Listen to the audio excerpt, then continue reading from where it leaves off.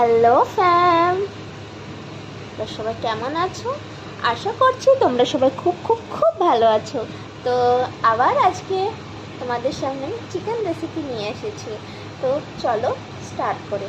চিকেনটাকে ভালো করে ওয়াশ করে নিলাম, সাথে টমাটার কুচি, পেঁয়াজ কুচি, লসুন আদরক কুচি অ্যাড করে দেবো।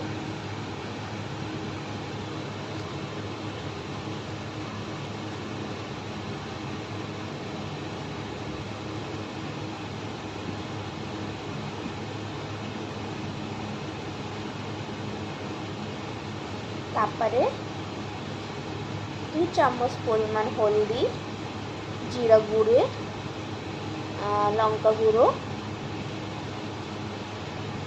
অ্যাড করে খুব ভালো করে আমরা ম্যারিনেট করে নেব। আর স্বাদ অনুসারে